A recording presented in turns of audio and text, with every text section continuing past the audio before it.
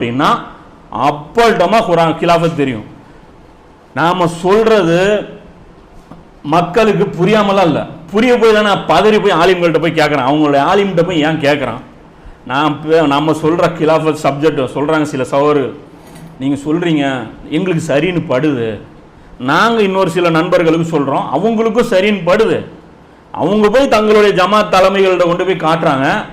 அதுக்கு இல்லைம்மா இவங்க காதியானிம்மா, மௌலானா மௌதூதி காலியானிம்மா, இவங்க ஷியா சப்போர்ட்டர்மா, ஐயா இவங்களாம் காரிஜாக்கள் பேசுனதையே பேசிட்டு இருக்கிறாங்கம்மா அப்படின்னு உடனே திரும்பி வர்றாங்க. அப்போ என்ன அர்த்தம்?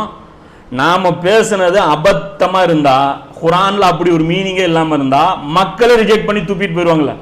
வளரான்னு மக்கள் முடிவு பண்ணல, இவனுக்கு உள்ள ஷேக் ஆகுது. நம்ம பேசின உடனே என்ன ஆகுது? ஆகுதா இல்லையா? ஷேக் ஆகுது. கரெக்டாக பேசுகிற மாதிரி தெரியுது அப்படிங்கிறான். அப்புறம் தான் என்ன பண்ணுறோம், கொண்டு போய் அந்த பதட்டத்தில் தானே நீங்கள் போகிறீங்க ஆலிம்கள்ட்ட. ஆலிம் இவர் சொல்கிறது கொஞ்சம் நியாயமாக படுது ஆலிம், இது எங்களுக்கு எப்படியாவது கொஞ்சம் கன்ஃபியூஸ் பண்ணி விடுங்க ஆலிம் நீங்களா கேட்குறீங்க. அவர் கன்ஃபியூஸ் பண்ணி விட்டுறாரு. அதுக்கப்புறம் கன்ஃபியூஸ் தானே, உனக்கு என்ன வேணும், நான் பழைய தீன்லேயே வாழணும் ஆலிம், இவர் சொல்கிறது கொஞ்சம் கஷ்டமாக இருக்கிற தீன் மாதிரி தெரியுது ஆலிம். என்ன ஆலிம் நீங்கள் வெறும் 5 நேர தொழுகைக்கு சொர்க்கம் வாங்கி கொடுத்தீங்க, இவர் என்ன ஆலிம் 500 ரூபா கேட்குறாரு, நீங்கள் 5 ரூபாய்க்கு விற்றீங்களா, ரொம்ப சீப்பாக இருந்தது, இப்போ நான் 500 ரூபாய்க்கு எங்கே போவேன் அப்படிங்கிறாரு. அப்போ அவர் என்ன பண்ணுறாரு, கலைச்சி விட்டுட்டு இவருடைய பழைய தீனே சரி அப்படின்னு நிறுவி விட்டா, இப்போ தான் அலிம் போன உயிர் எங்களுக்கு திரும்பி வந்திருக்கு, நாங்கள் அதிலே கிடக்கிறோம், நீங்கள் எங்கேயும் போயிடாதீங்க, நான் இருக்கேன்ப்பா அப்படிங்கிறேன்.